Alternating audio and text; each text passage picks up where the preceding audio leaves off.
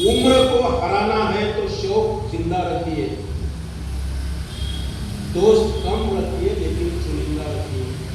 हे जे काही तुम्ही आज तुमच्या चळवळीच्या माध्यमातून गोवा मराठी अकादमीचे अध्यक्ष प्राचार्य अनिल सामंत सर,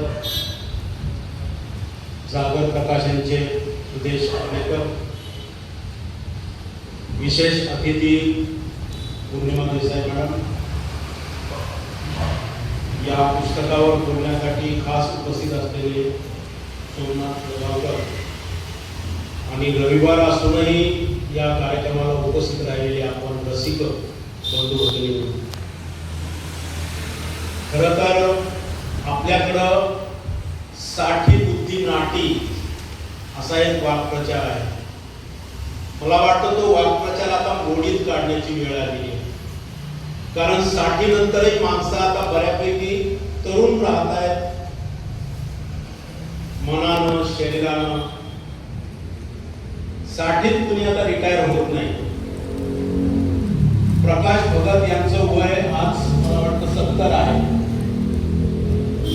70 वर्षाचे तरुण असं मी त्याचं वर्णन करतो. ज्या वयामध्ये नातवंड खेळवायची, मुलावर सुनेवर खेचायचं, असं एक वय असतं. घरात एकांतेकडे बसून फक्त वेळ घालवायचा, अशी एक आपल्याकडे जुन्या माणसांची फॅशन झालेली आहे. त्याला अपवाद असणारे काही व्यक्तिमत्व आहेत, त्यामध्ये प्रकाश भगत यांचा मी समावेश करतो. मला त्याच्या पुस्तकावर बोलण्याआधी त्यांच्या या सगळ्या निवृत्त झाल्यानंतरच्या ज्या काही त्यांच्या चळवळी आहेत, ज्या काही खटाटोप आहेत, त्यावर बोललं पाहिजे. आम्ही आता ज्या डिजिटल युगात राहतो आहोत, म्हणजे फोन हा आमचा एक अवयव झालेला आहे. या फोनचा सदुपयोग कसा केला पाहिजे? आमच्याकडे 1.5 GB डाटा फुकट वाया घालवणारे खूप लोक आहेत. पण या 1.5 GB डाटाचा किती चांगला सदुपयोग करता येतो हे प्रकाश भगत यांनी दाखवून दिले. मराठी असे आमची मायबोली या नावाचा व्हॉट्सअप ग्रुप त्यांनी स्थापन केला आणि या मायबोली गटाच्या मार्फत त्यांनी मराठी राजभाषेच्या चळवळीचं आणि मराठी उत्थानाचं काम हाती घेतलं. सुरुवातीला काहींनी नाकं मुरडली की व्हॉट्सअपवरून कुठं भाषेचा प्रचार होत नव्हता.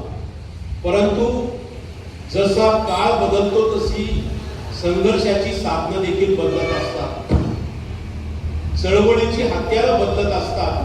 त्याचा उपयोग कसा करून घ्यायचा हे आपण ठरवलं पाहिजे. हे या व्हॉट्सअप गटाच्या निमित्तानं सिद्ध झालं आणि सलग 3 मराठी राजभाषा साहित्य संमेलनं आयोजित करून त्यांनी हे दाखवून दिलं की व्हॉट्सअपच्या माध्यमातून देखील एखादी चळवळ पुढे नेता येते. खरोखर हे कौतुकास्पद असं कार्य आहे का? कारण ज्या वयात तुम्ही खरं तर केवळ पेन्शनची वाट पाहणं आणि फार तर एखाद्या कार्यक्रमाला उपस्थित राहणं एवढं करण्यापेक्षा तरुणांना या व्हॉट्सअपच्या माध्यमातून जोडून घेतलं आणि केवळ जोडलंच नाही तर त्यामधून मराठी राजभाषा साहित्य संमेलनासारखी एक चळवळ सुरू केली. आज या व्हॉट्सअप ग्रुपवर कितीतरी प्रकारची वेगवेगळी चर्चा चालते. मराठीला पुढे कसं न्यायचं याबद्दलची चर्चा होते. मग त्यातून कौस्तुभ नाईक सारखा तरुण पुढे येतो, यतीन पाठक सारखा तरुण पुढे येतो आणि मराठीची बाजू समर्थपणे मांडत मराठीच्या तथाकथित विरोधकांना चारी मुंड्याचीत करण्याचं काम करत राहतात. खरोखर मला वाटतं हे आपल्या परिपक्व वयाचं हे खऱ्या अर्थाने काम आहे. नाहीतर आपल्याकडं वाढलेलं वय हे एक समृद्ध अडगळ असल्यासारखं घरात असतं. ते वाढलेलं वय कसं समाजासाठी उपयोगी पडेल, कसं आपल्या इच्छित अशा कार्यासाठी उपयोगी पडेल, अशा पद्धतीचं काम प्रकाश भगत सरांनी चालवलेलं आहे. त्यामुळं त्यांच्या या कार्याला खरोखर मला मनापासून दाद द्यावीशी वाटते. मराठी राजभाषेच्या संदर्भात त्यांनी हे काम करत असताना ते केवळ चळवळीपुरते थांबले नाही, तर त्यांनी आपलं लेखनही चालू ठेवलं. आविष्कार हा त्यांचा पहिला वैचारिक संग्रह पाहिल्यानंतर लक्षात येतं की एखादी ठाम भूमिका घेऊन, भूमिका घेणं आजकाल खरं तसं अवघड झालेलं आहे, पण असं असतानाही त्यांनी जी ठामपणे पुरोगामी विचारांची कास धरलेली आहे आणि त्या विचाराच्या समर्थनार्थ त्यांनी जो काही हा विचारांचा प्रवास पुढे चालू ठेवलेला आहे तो खरोखर कौतुकास्पद असा आहे. आविष्कार या लेख संग्रहामध्ये विविध विषयावर त्यांनी लिहिलेलं आहे. ते मुळातच गणिताचे शिक्षक आहेत. इथेही एक गंमत आहे, गणितासारखा आमच्या सारख्यांना वृक्ष वाटणारा विषय आणि त्यात त्यांना साहित्याची आवड, हे परस्पर विरोधी ते कसं काय जोपासतात याचंही आम्हाला नवल वाटतं. गणिताची कोडी सोडवत ते भाषेचंही कोडं सोडवण्याचा प्रयत्न करतात आणि भाषेच्या माध्यमातून आपलं ललित साहित्य पुढे नेण्याचा त्यांचा सतत हा एक प्रवास चाललेला आहे. या पहिल्याच वैचारिक संग्रहाला प्रस्तावना लिहिण्याचं भाग्य मला लाभलं. एकूण 25 लेख या वैचारिक लेख संग्रहामध्ये आहेत आणि हे प्रत्येक लेख म्हणजे आजच्या वर्तमानाचं जिथं जागतं चिंतन आहे. ते केवळ आपली भूमिका मांडत नाहीत, तर काही प्रश्न उपस्थित करतात आणि त्या प्रश्नांची उत्तरही देण्याचा त्यांचा सातत्याने प्रयत्न सुरू असलेला दिसतो. मग विज्ञान असो, अंधश्रद्धा असो, वेगवेगळ्या रूढी परंपरा असो, या सगळ्यांचं विश्लेषण करत त्याला आपल्या अनुभवाची जोड देत त्यांनी आविष्कारमधून आपल्या आगळ्या वेगळ्या अशा विचारांचं दर्शन घडवलेलं आहे. हे केवळ वैचारिक बाबतीतच नव्हे, तर वेगवेगळ्या व्यक्तींपुढे, वेगवेगळ्या समाजापुढे आज जे काही नवीन प्रश्न उपस्थित राहत आहेत त्या प्रश्नांचा मागोवा घेत गोव्यासारख्या छोट्या राज्याला कशा प्रकारचा समाज हवा याचंही दिशा दिग्दर्शन या आविष्कार विचार संग्रहातून त्यांनी केलेलं आहे. एकूणच बघा, सामंत सरांनी उल्लेख केला की गोव्यामध्ये जी काही वैचारिक लेखनाची परंपरा आहे ती भारतकार हेगडे देसाई असतील, अलीकडे श्रीराम कामत सारखे कोशकार असतील, महादेव शास्त्री जोशी सारखे साहित्यिक असतील, या सगळ्या परंपरेमध्ये रामनाथ ग नाईक यांच्यासारखे मराठी प्रखर मराठीवादी विचारवंत असतील, या सगळ्या परंपरेमध्ये एक संयत पण अतिशय ठामपणे विचार करणारा लेखक मराठीला मिळाला आहे. ही माझ्या दृष्टीनं फार महत्वाची गोष्ट आहे. कारण आजच्या काळामध्ये खरं तर विरोधी विचार ऐकायचेच नाही, विरोधकाचं म्हणणं ऐकूनच घ्यायचं नाही, अशी परिस्थिती असताना कोणीतरी उभा राहतो आणि माझं म्हणणं असं आहे हे ठामपणे सांगतो, ही गोष्ट महत्वाची आहे. नाहीतर आजकाल कोणाचं मन दुखेल का, कोणी नाराज होईल का, अशा प्रकारे चिंता करण्याची एक पद्धत असताना प्रकाश भगत हे आपल्या वैचारिक भूमिकेतून समाजाचं आणि एकूणच लोकमानसाचं भरण पोषण करताना दिसत आहे.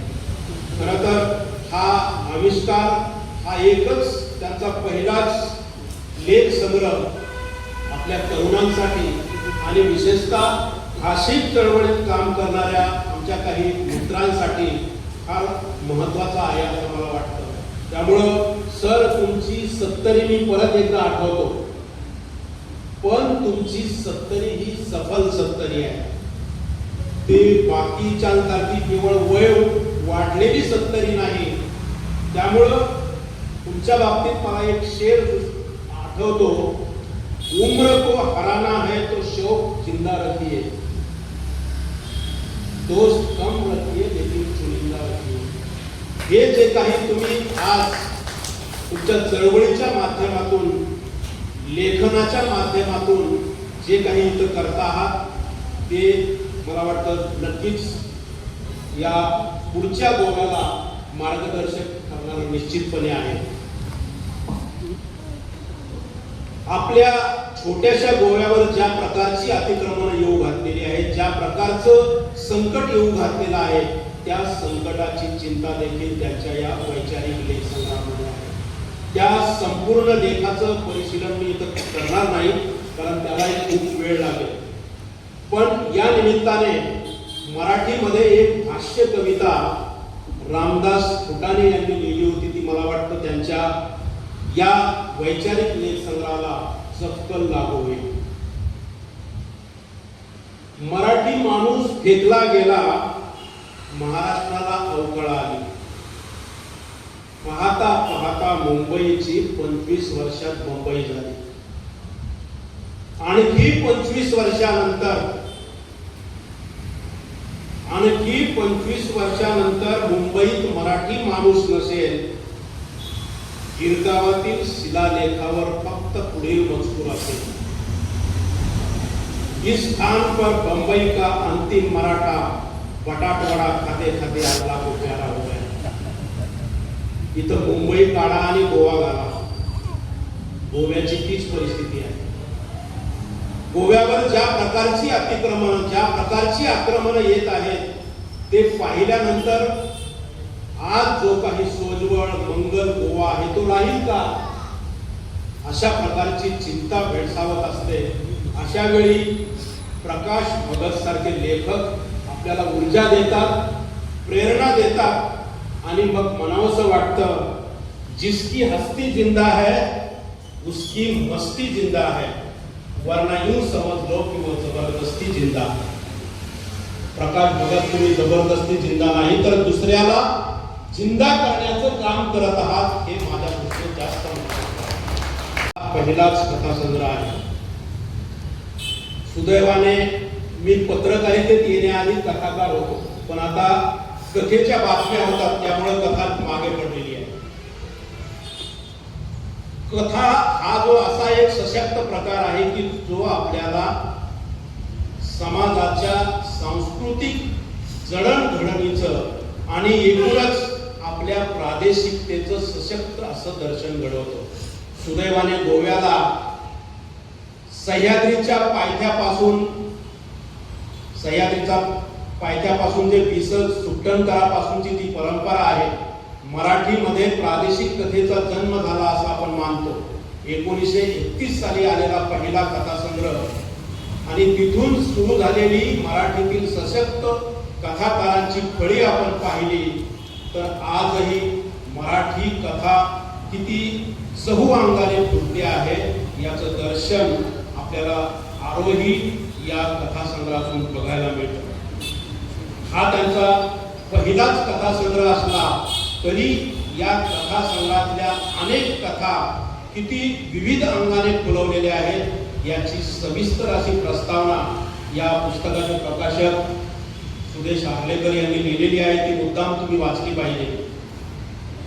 या कथा केवळ वर्तमानाचं चित्रण करत नाहीत, केवळ माणसांचं चित्रण करत नाहीत, तर त्या आपल्यामध्ये असलेल्या अंतर्भेदाचं, परस्पर विरोधी प्रवृत्तींचं आणि समाजात एकूणच वाढत